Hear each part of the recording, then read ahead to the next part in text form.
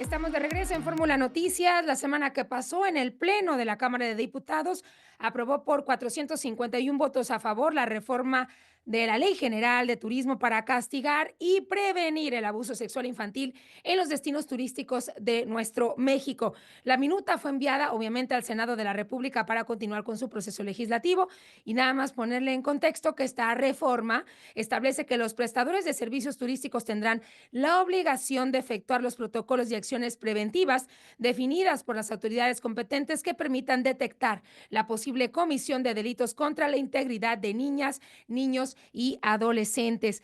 Juan Martín Pérez, gracias por esta charla que me parece muy importante, coordinador de Tejiendo Redes de Infancia en América Latina y el Caribe. Muy buena tarde. Buena tarde, gracias Michelle por esta oportunidad y sobre todo por poder conversar de este tema, que sin duda es un paso importante porque lo tenemos pendiente en términos del marco regulatorio. Ujú. Y bueno, esperemos que ahora en el Senado también se apruebe sin mucha, digamos, Así es, obstáculo. así Claramente, es. si no lo hacen en el extraordinario que se ha anunciado, tendrá que ser hasta el mes de septiembre, en el próximo periodo. Vamos a ver qué tanta prioridad le otorgan en el caso del Senado a esta reforma que necesita el aval de esta Así es. otra Cámara. Así es, totalmente. Y esta palabra me parece fundamental, la palabra prioridad. Y hay argumentos de sobra para llevar a cabo y aprobar una ley como esta. No me dejarás mentir, Juan Martín. A ver, México es uno de los principales, si no es que el principal, lamentablemente, exportador de pornografía infantil en el mundo.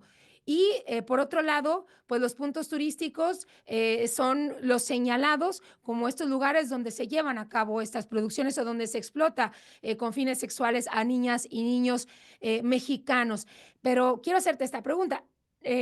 Pareciera que, bueno, de no ser porque aparecen estas leyes que se proponen ante las cámaras para las autoridades de todos los niveles de gobierno, incluyendo estatales, municipales, pues es algo que no pasa en México. Pareciera que es el fantasma invisible que se pasea por casa, pero ahí está.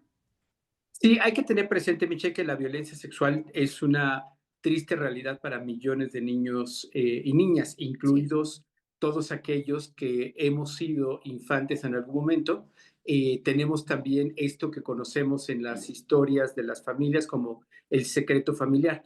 Y es así es. central aquí, Michelle, ubicar que 8 de cada 10 casos de violencia sexual suceden en contextos de protección, familias, escuelas, iglesias, centros deportivos. Y los espacios, digamos, de vacación o de turismo, pues sobre todo están asociados a pederastas internacionales. Hay distintas investigaciones y casos que se han documentado históricamente. Quizás el público recuerde a Lidia Cacho y la investigación que hizo con una red de políticos criminales, que por cierto Mario Marín sigue en prisión. Zúcar Curi, uno de los pederastas responsables, ya murió. Kamel Nasif está impune. Así es. También están los Acapulco Kids, que también son otra red. Entonces, yo creo que hay mucha evidencia para que esta reforma se pueda dar. Y quizás, Michelle, el gran desafío, ya que se aprueba en el Senado, va a ser cómo esto se logra extender y aplicar en las Así es. aplicaciones como Airbnb, que no están supervisadas, a diferencia de los establecimientos turísticos pues más conocidos, digamos, hoteles Así y es. otros espacios. Los Airbnb no son estos espacios de supervisión y es donde, según la tendencia internacional, se observa se están cometiendo la mayor parte de los crímenes. Así es. Quintana Roo, porque lo sabemos y escuchamos cada fin de semana, afortunadamente, digo desafortunadamente por la situación que se sigue, que es recurrente, pero afortunadamente autoridades han desmantelado constantemente bandas en este estado de trata de personas con este objetivo sexual, obviamente. Poco se habla de niñas y niños, pero al fin me refiero a que este estado es referente, lamentablemente. ¿En qué otros estados o qué otros estados son focos rojos, Juan Martín, si lo podemos puntualizar de esta forma? Sí, ¿Qué son los posibles destinos para turismo sexual? bueno, tenemos alguna precisión con el concepto de turismo sexual, porque lo que queremos evitar es que se normalice. El Ok, turismo tiene que ser eso. Todo lo demás son crímenes y esos crímenes los ok, cometen tanto personas de otros países como las personas locales. Entonces, esta violencia sexual que se da en espacios turísticos o en espacios de veraneo, además de Quintana Roo en su conjunto, También están todas las playas, Oaxaca, incluso la zona conocida, famosa como Zipolite y demás, toda la parte de Guadalajara, en Puerto Vallarta, Nuevo Vallarta, y la parte de Tijuana. Son lugares donde históricamente, bueno, perdón, olvidé mencionar y retomar Acapulco, como Ujú. lo hice referencia hace un rato, y también hay que agregar a la Ciudad de México. Prácticamente el 80-90% de los turistas que llegan a nuestro país cruzan por la Ciudad de México.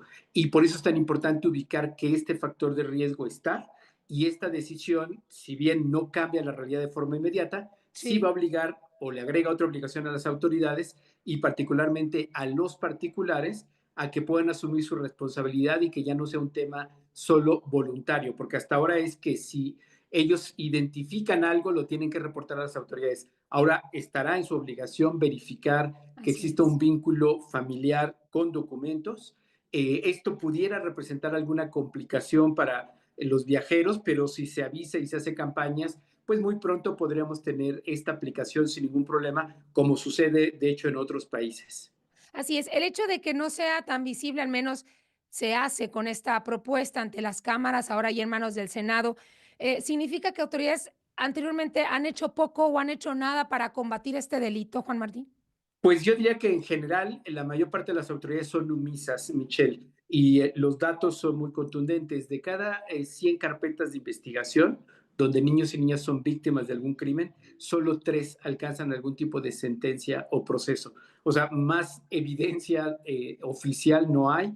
Esto sin considerar, Michelle, los delitos no denunciados, Ujú. porque generalmente las víctimas infantiles de violencia sexual pues no van a denunciar por mutuo propio. Incluso para que su testimonio sea válido, tiene que ir acompañado de una persona adulta. Y en muchas ocasiones, como lo comenté, la violencia sexual ocurre con las personas que se supone los tienen que proteger. Por eso es tan Sí. importante que otras miradas, otras voces, por ejemplo, en las escuelas, las maestras, maestros, sus propios compañeros, cuando logran ahí comentarlo, ellos generalmente son un gran apoyo, porque entonces ya pueden entrar las procuradurías de protección que tienen la posibilidad legal de representar jurídicamente a los niños y niñas, incluso en contra de sus propios familiares o de su entorno, pues lamentablemente, que donde los han violentado. Pero por ello es tan importante que en este caso, en esta reforma, donde es un nicho bastante oscuro o nebuloso, ahora hay responsabilidad directa de autoridades sobre ello para identificarlo, generar estadística y al mismo tiempo para trabajar en esta obligación que ahora también se le asigna a los operadores Así es. turísticos en todo, bueno, en todo el país literalmente. Que eso es importante, se está sumando obviamente a los operadores turísticos como vigilantes, pero también como estas figuras sancionables en caso de pasar, o al menos involucradas en alguna investigación, en caso de que se cometa un delito, y creo que eso es muy importante. Quiero regresar al tema de la red de soporte o de los principales violentadores de estas niñas y niños, Juan Martín, si me permites. Recientemente, según hallazgos que puede tener en sus manos, tejiendo redes de infancia en América Latina y el Caribe, ¿qué pone a disposición, qué pone en las manos de estos depredadores sexuales las niñas y los niños? ¿Los familiares, sus papás, la mamá, el papá, las redes sociales? ¿Quién está llevando a estas niñas y niños que van contra su voluntad a ser víctimas de pornografía infantil o de abuso sexual? Es un abanico muy amplio, Michelle, no hay una sola expresión. Hay lugares donde sí existen redes, incluso familiares, que sobreviven de esta dinámica de trata, pero un elemento central cuando estamos hablando de turistas, depredadores que vienen a nuestro país, estamos hablando siempre de redes transnacionales. No es que algún turista llega y se le ocurre, tengo este deseo de buscar a un niño o una niña. No, esto generalmente ya viene como parte, digamos, de las dinámicas de criminalidad transnacional que se dan desde redes en distintas plataformas como Telegram, WhatsApp o incluso en la web profunda. Y hay otra parte también de personas adolescentes que en una lógica de sobrevivencia se ven involucradas en estas redes de trata. Y uno las puede observar que van a la escuela, que viven en su casa, pero que lamentablemente ya están insertas en estas dinámicas. Y también están las víctimas de explotación o esclavitud sexual, que son aquellas que literalmente están aisladas, dependen o están totalmente controladas por los tratantes, y están generalmente en casas de seguridad, que es ahí donde estos depredadores transnacionales Ujú. pueden, digamos, cometer los actos criminales. Ahí está. Y creo que es importante lo que acabas de mencionar, Juan Martín, también. No se trata, de niñas y niños de la primera infancia de 0 a 5 o 7 años. Estamos hablando también de adolescentes de menores de 18 años, los que son víctimas, obviamente, de este tipo de delito que se comete en nuestro país. Y ya bien lo puntualizabas tú, sobre todo en estas zonas donde hay playa, como es el estado de Guerrero, Oaxaca, Jalisco, Quintana Roo y Baja California, el norte no se puede excluir.